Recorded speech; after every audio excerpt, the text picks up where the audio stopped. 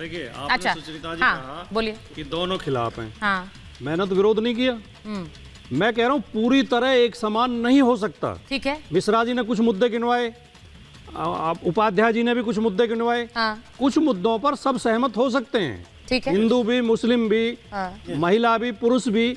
जहां भेदभाव है, जहां न्याय के लिए जरूरी है समान कानून बनाना, उसमें ना हमें ऐतराज करेंगे ना पर कोई और भाटी जी करेगा। आपने तो सीधे लेकिन मेरी शादी बात को सुनो। लेकर ही कह दिया कि नहीं है इसमें मैं संभव। बताता हाँ। हूं। ये भारतीय जनता पार्टी के लोग केवल गुमराह करने के लिए और जरूरी मुद्दों से ध्यान भटकाने के लिए ये सोसेबाजी करते हैं। ये लाएंगे नहीं, मैं गारंटी देता हूं आपको। लेकिन न ला सकते। नहीं, ऐसे मत बोलिए, ऐसे मत बोलिए। जिन चीजों को आपने कहा ला नहीं सकते वो ला दिए। जिन चीजों को आपने कहा, हाँ, जिन चीजों पर कहा लागू नहीं कर सकते। हाँ। अगर करना है तो सेंट्रल स्टेप ले, हाँ। और उसको बाकायदा तौर पर लाके दिखाइए। जहां पे इख्तिलाफ है उसको होगा, जहां नहीं है उस पे बात होगी। हाँ। कोई फैसले पे बात पहुंचेगी। हाँ। ये सिर्फ मखमसे में डालने वाली बात, मैंने आपसे सिर्फ अच्छा, पॉलिटिकल ठीक है। 2024 की तैयारी है। मैं एक कदम चीज कदम। क्योंकि काज़मी साहब ने एक बात बोली है कि ये किसी का नुकसान नहीं करती है। मैं आपसे असगर साहब फिर पूछ रही हूँ, पहला सवाल जिसका जवाब नहीं दिया आप मुस्कुराए। आपने कहा कि नहीं, मैंने अगर जवाब बहुविवाह दिया। नहीं है, अगर 3 शादियों का अधिकार नहीं मिल रहा है तो कोई दिक्कत है? काज़मी साहब ने ये कहा कि ये इस्लाम में अनिवार्य नहीं है। इस्लाम में कोई चीज अनिवार्य की बात नहीं है। जो इस्लाम में है वो है, तो और जो नहीं है, नुकसान क्या वो हो रहा नहीं है? नुकसान क्या हो रहा है असगर खान साहब? सर, देखिए यूसीसी से नुकसान क्या होगा असगर जी का? सुनिए, हाँ।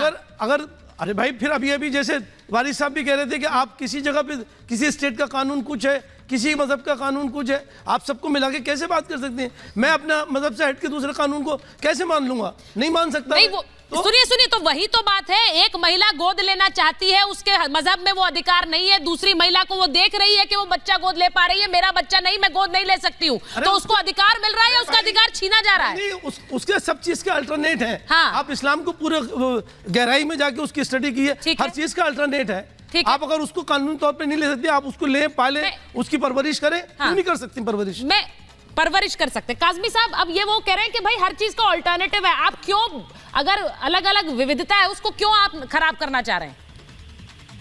नहीं, मैं वादे करना चाहता हूं कि इस्लाम के लॉ को हमारे ये सारे लोग पढ़े हुए हैं।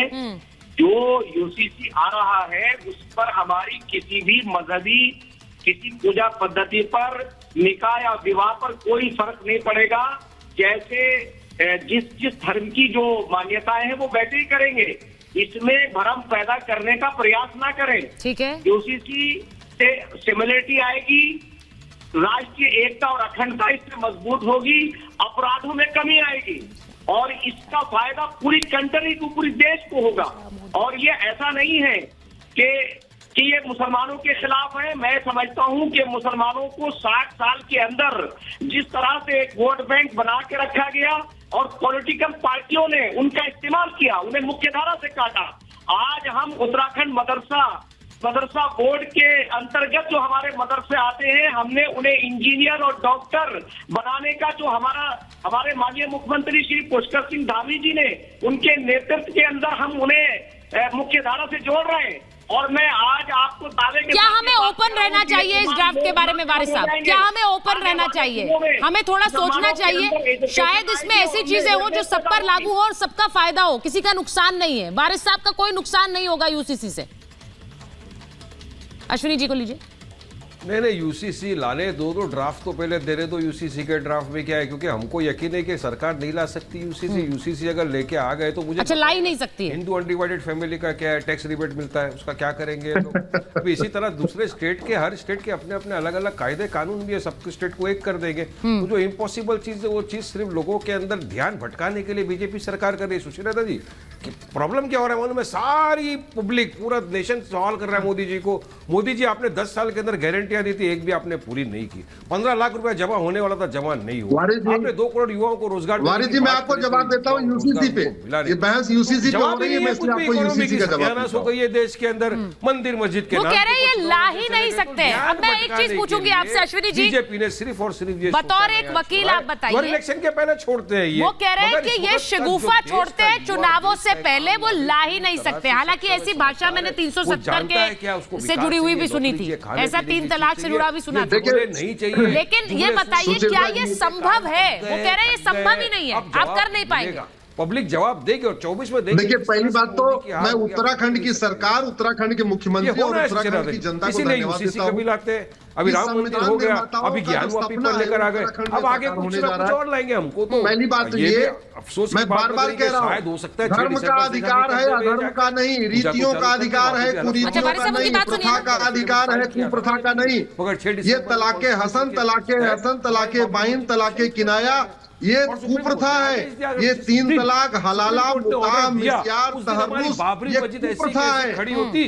और दूसरी बात ये, आप जहां अच्छा, आप दोनों एक साथ बोल रहे हैं। अरे भैया, टोटल ऑर्डर अलग होता है। ये वाला पहली बात तो समझ लो, भारत संविधान से चलता है। नहीं, तो आपके लिए ये क्या बहुत अच्छी प्रथा है? बहु विवाह अच्छी प्रथा है क्या आपके लिए? नहीं, एक मिनट, स्टूडियो में आएंगे।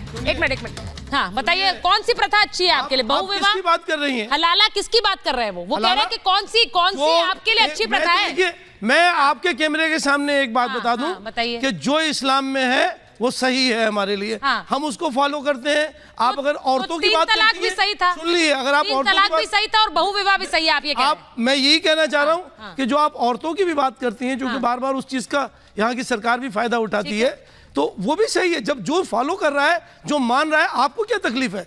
बताइए कितनी असगर साहब बहुत सी कुप्रथाएं होती हैं, ऐसा नहीं है। मैं इस्लाम की बात कर रही हूँ, हिंदू धर्म में भी अगर कुप्रथाएं हैं तो उन पर काम किया गया।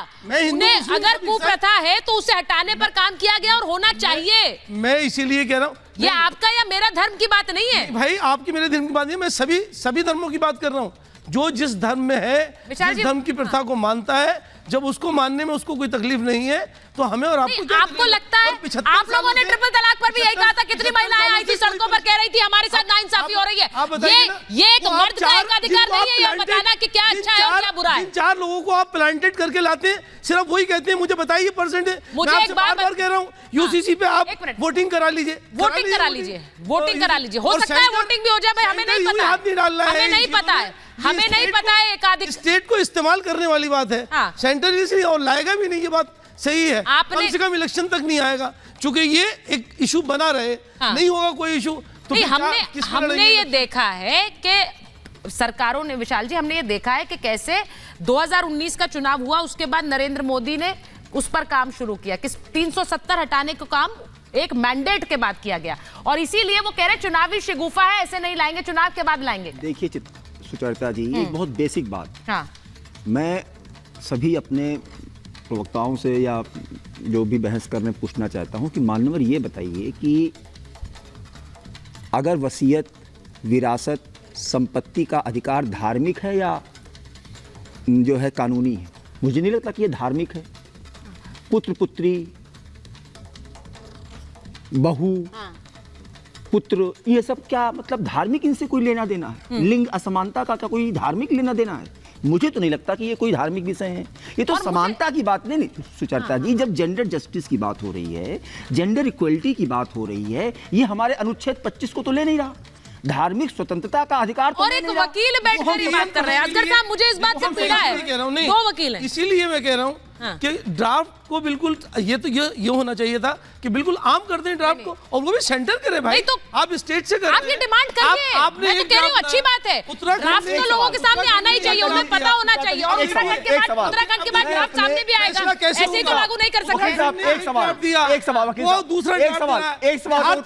आप संविधान को मानते हैं?